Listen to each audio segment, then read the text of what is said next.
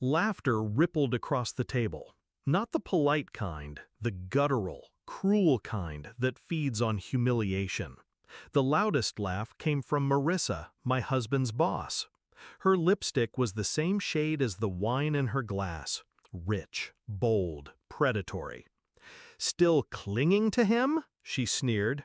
Even my husband didn't defend me. He just smirked, eyes darting to his colleagues as if to say, "See, I told you she'd take it." I smiled, stood up, walked toward the exit. But at the door I paused, leaned toward the CEO. My voice was barely above a whisper. "I'd check your stock prices if I were you." Backstory. When I met David, I wasn't looking for someone like him. He was magnetic, confident without trying, intelligent without arrogance. He spoke about the future like it was a place he'd already mapped out, and I wanted to be in it. For years, I believed we were partners. He worked in high finance, I built my own career in consulting. We were equals, or so I thought.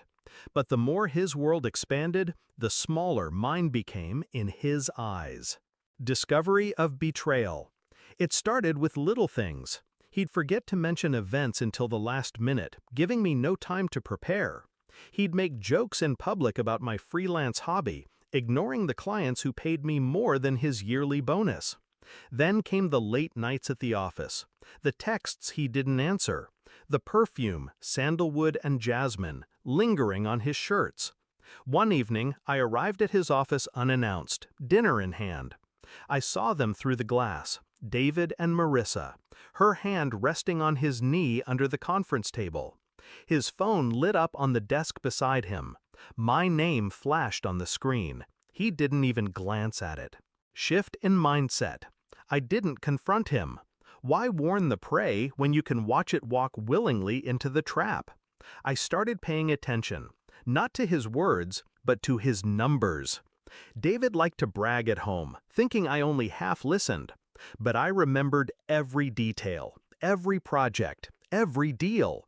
And one night, while he was working late, I began digging into his company. Execution of the plan. Step 1, I called an old client, an activist investor with a taste for corporate blood. I gave him a hint. The firm was inflating quarterly earnings, hiding losses in shell subsidiaries. Step 2, I built the case. Using open-source filings, leaked internal memos from a sympathetic junior accountant, and the company's own public disclosures, I connected the dots. Step 3, I fed the information to two directions at once, the SEC and a major financial journalist. Neither knew the other was working on the same story. Step 4, I bought put options against the company's stock, quietly, through an account David didn't know existed. All the while, I smiled through dinners with his colleagues. I laughed at Marissa's thinly veiled barbs. I played the part of the oblivious wife. Climax and confrontation. The gala was meant to be the company's victory lap. Record profits, expansion plans, champagne, and crystal chandeliers. That's where they decided to humiliate me, publicly, for sport. The place card was the final touch. I knew it was Marissa's idea. It had her brand of venom. As I walked out, I passed the CEO, a man whose handshake once felt unbreakable. I whispered, "I'd check your stock prices if I were you." At 8:47 p.m., just as the dessert was served, the first alert hit the financial news feeds. By 8:53, trading had been halted after the stock plummeted 32%. By 9:01, the SEC's official statement went public. Fraud investigation underway.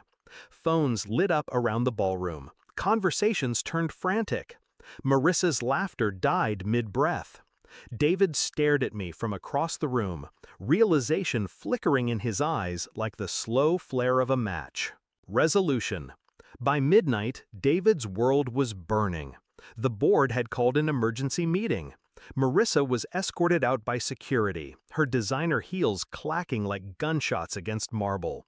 He came home at 2 a.m., pale and trembling. He asked me if I knew anything. I poured him a drink, smiled, and said, "I'm just a gold digger, remember?" 2 weeks later, I filed for divorce. The settlement was generous. His lawyers wanted me quiet. I never told him the truth, not fully. But sometimes, in those last conversations, I'd catch him looking at me like he finally understood what I was capable of. And that was worth more than the money. Some women forget. Some forget.